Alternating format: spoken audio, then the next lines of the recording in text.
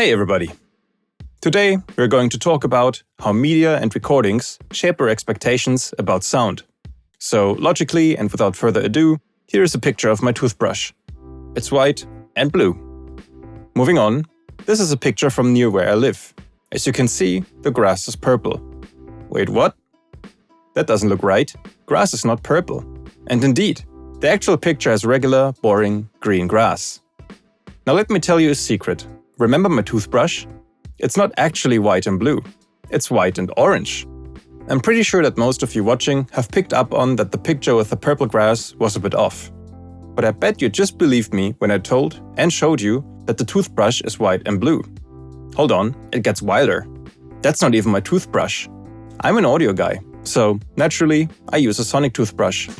The thing is that you'll most likely have enough own reference experience to compare the color of grass to. But you obviously have no idea what my toothbrush in particular looks like. All you had to go by was the picture provided by me.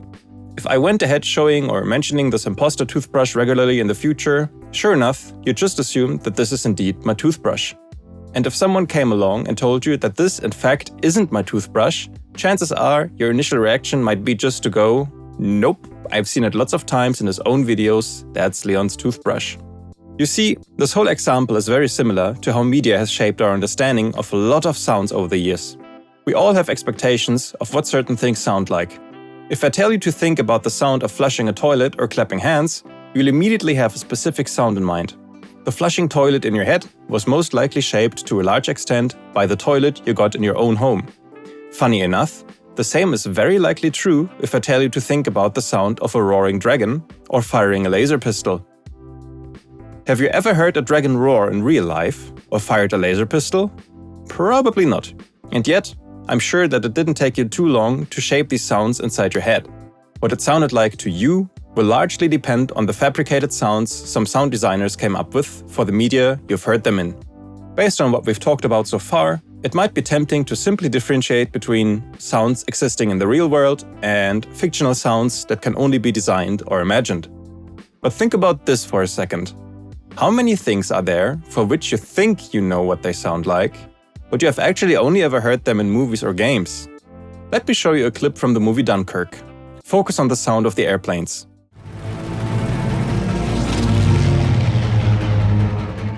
Sounds neat and definitely like a propeller airplane, right? But did you notice that, aside from being a sound from a propeller airplane, nothing here makes sense? Just when the scene cuts to the two planes, you can hear this whooshy engine sound. This is actually the sound of an airplane flying by and passing a microphone, as indicated by its whooshy nature, the fall of the sound's pitch, and its volume fade. Here, listen. Same sound, but this time with footage of a flyby in the background.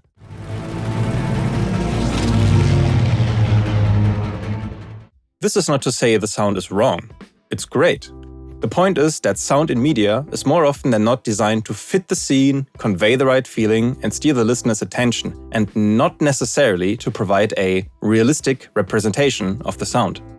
You know the typical sound an eagle makes in many movies? The sound of America, freedom. It's a lie. That's the sound of a red-tailed hawk. In reality, bald eagles sound more like a high-pitched seagull. Something that a lot of people are unaware of is the fact that movies, in 95% of cases, basically use almost no original sound present at the time of capturing the material. Instead, almost every sound is specifically designed in post. This gives a lot more control over what the movie will sound like. For example, there's a nice video done by Wired in which PlayStation Foley artist Joanna Fang goes over how she would record and design different footsteps for the same scene depending on what genre and context it is in. Link in the description.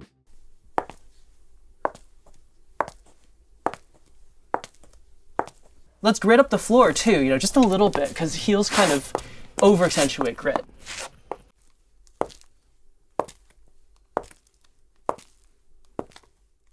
Alrighty, after all this heavy talk, I feel we all deserve a little break.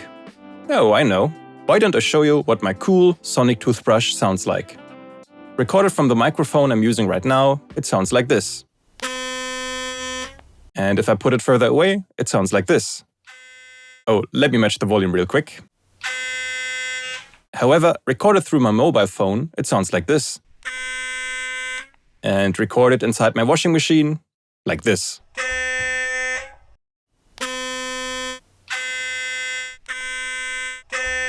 Okay, enough toothbrush noise for now.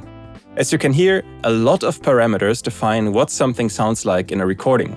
If you asked me to record my toothbrush for you, you could receive any of those recordings, and chances are, not all of them would be useful for your needs or meet your expectations, despite the fact that every recording objectively featured the actual sound of my toothbrush. What I'm trying to say is, capturing some sort of definite, objective reality of a sound is almost impossible. Another example. Saying that we want to record a vehicle engine is one thing, but what exactly do we want to record? The sound of the exhaust? The sound of the engine block? Or the interior perspective? Thinking about recorded sound gets really complex really quickly once we factor in parameters such as distance, relative location, environment, and recording equipment. A true classic are explosive sounds such as gunshots and, well, explosions.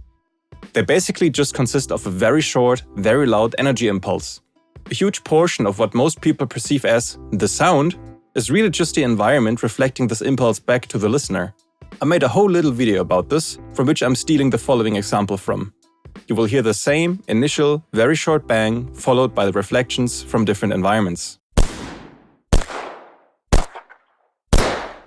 And from the same video, an example of how the microphone used for capturing the sound can influence the outcome significantly. In case you rolled your eyes and said, yeah sure, but those were crappy GoPro microphones, there's another video on my channel showcasing the differences between different quote-unquote high-quality microphones. So if someone asks us to provide them with a gunshot sound, a reasonable response would be, sure, yeah.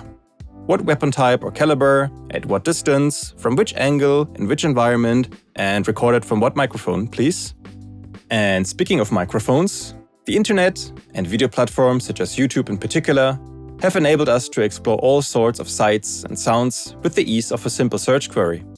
If the Ilves brothers ask, "What does the fox say?" and then claim, we don't have to take their word for it, but can just search for the real deal. But there is an issue with that.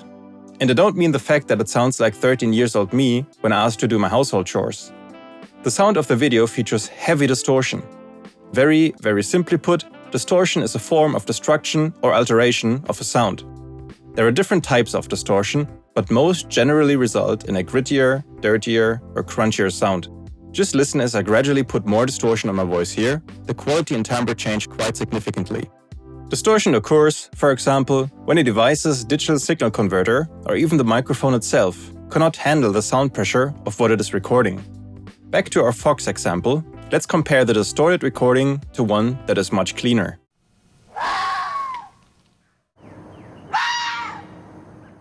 The thing is that a lot, if not a large majority of videos on the internet, was not recorded with professional audio equipment. Microphones of devices such as GoPros and mobile phones not only heavily color the sound of recordings. They are also very prone to distorting, as well as picking up body vibrations and over- or underemphasizing large chunks of the frequency spectrum. A nice showcase for this is helicopter videos. This is a professional recording of a Chinook helicopter flying somewhat far away. It's known for its massive, choppy sound.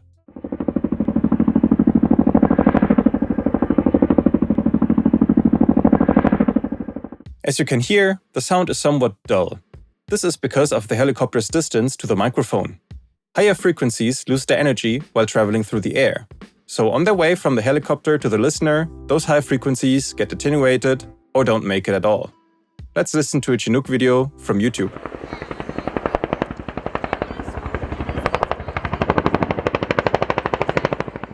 You might have noticed that this one sounds a lot brighter, featuring a lot more high-frequency content.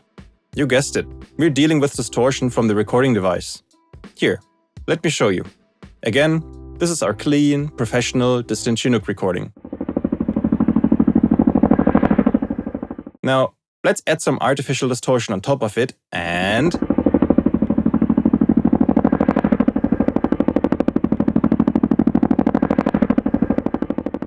would you look at that? It sounds just like the video. Cases like these, in which the sound source is far away, make it quite easy to determine whether or not we're dealing with distortion, because of the aforementioned loss of high frequencies over larger distances. If something happens very far away, yet there is a lot of screeching or clicking high-frequency content in the sound, it's almost guaranteed that we're listening to distorted audio. It's not as easy for close-up recordings, as it might be harder to tell whether the sound is actually as bright or just appears to be due to recording distortion. This is a nice point to loop back to our earlier topic of how media shapes our expectations of what things sound like. Sometimes a sound, or to be more specific, a specific recording of a sound, becomes iconic and is used over and over again in all sorts of places. But what if that recording is, bad? One of the most iconic recordings I could think of is the recording of a German U-87 Stuka dive bomber from World War II. Early versions were equipped with sirens linked to the plane's air brake. Upon going into a nosedive, the siren would sound, giving the pilots an indicator for their airspeed as well as sowing terror on the ground. Here's the recording.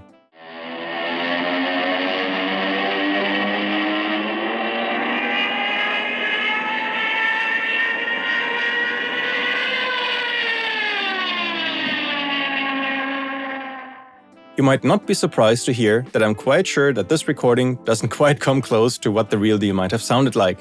On the one hand, a lot of alleged original recordings from the World War II era stem from propaganda films that oftentimes had their audio done in post-production. So, just like today, a lot of the sounds in these films have nothing to do with what was shown on screen. But that's not my point. I do believe this is a genuine recording of a U-87 siren. Of course, we're again talking about distortion. But not just distortion on its own, also old recording equipment and recording iterations.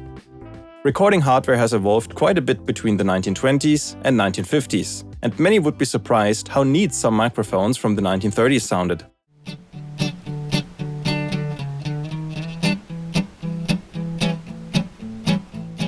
But recording with a nice microphone is one thing. The way the recorded audio is stored is another.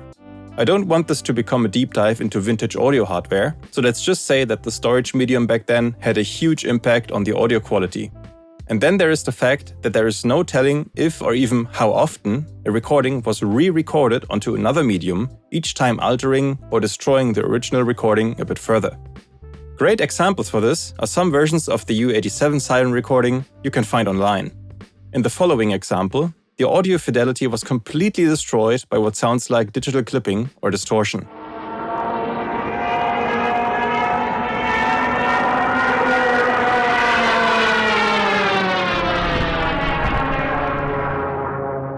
But what did the siren actually sound like?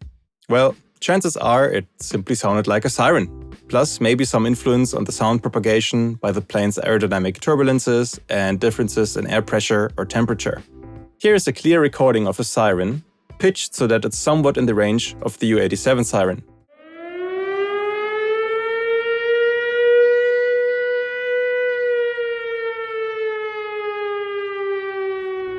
Now, for the fun of it, let's just add some distortion and then cut the frequency range to emulate an old storage medium. And...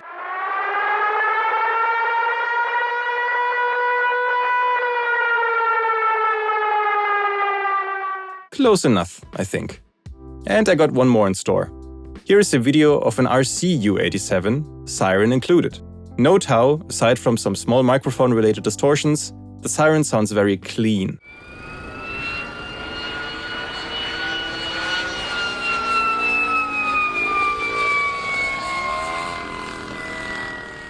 Let's pitch the sound down to somewhat match the U-87 recordings and...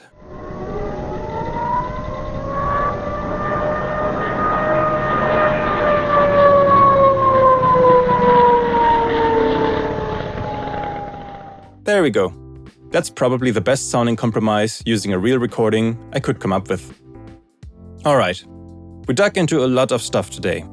On the one hand, we talked about how the media we consume shapes our understanding and expectations about how things sound. A key aspect was realizing that sound in movies and games usually has the goal of conveying a desired emotional impact and steering the listener's attention, not to represent reality one-to-one.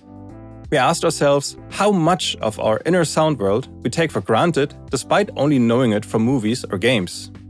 Then we went over the fact that it's hard to define some sort of single, objective reality of a sound when recording it, as the final recording will be shaped by large amounts of variables such as relative position and angle to the object, the environment, and the recording equipment. Finally, we talked about how the internet with its many distorted videos, as well as iconic old recordings, can influence on color our understanding of sounds just as much as quote-unquote fake sounds from movies, despite objectively picking up the real thing. I hope you found this video interesting, and that it maybe opens up a new way of perceiving sound for some. It's already late here, and I still gotta brush my teeth, so please excuse me. Thanks, and have a good one.